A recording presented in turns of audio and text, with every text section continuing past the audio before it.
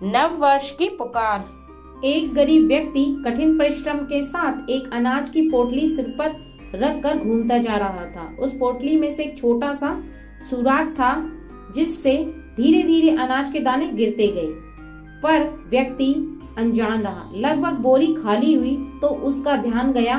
देखा तो पीछे दूर तक उसके मेहनत से कमाए हुए दाने फैले पड़े थे। कुछ नजर आ रहे थे, कुछ धूल में सन दिखाई भी नहीं दे रहे थे। उसने गहरे दुख व ललक भरी दृष्टि से उन दानों पर नजर डाली, पर पछतावा ही उसके हाथ बचा।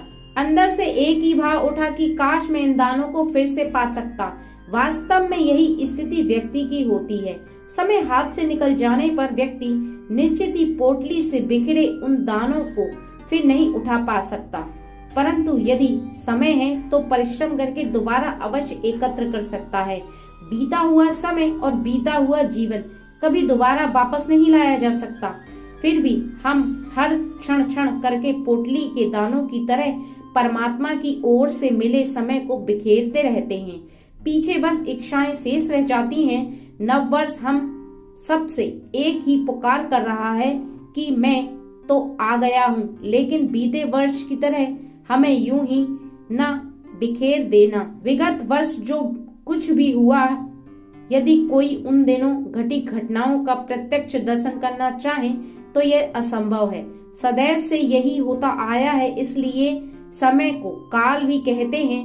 काल अनंत काल से भी अपने साथ न जाने कितने प्रभावों, स्वभावों, आभावों, दवाओं से लेकर जीवन, परिवार, समाज से जुड़े उखाड़ पछताड़ को अपने में समाता रहा है। आगे भी समाता जाएगा, लेकिन समझदार लोग मिले अनुभवों के सहारे आने वाले समय के उपयोग का तरीका निकाल कर सुखमय भविष्य की ओर फिर से बढ़ चलेंगे। यही जीवन का असूल है। समय ही उखाड़ और विनाश का कारक भी बनता है और असंभव को संभव बना देने वाला निर्माणकर्ता भी यही है। यह हमें पुनः नई ऊर्जा से भर देता है। समय के साथ परमात्मा का गहरा गुथाव जो है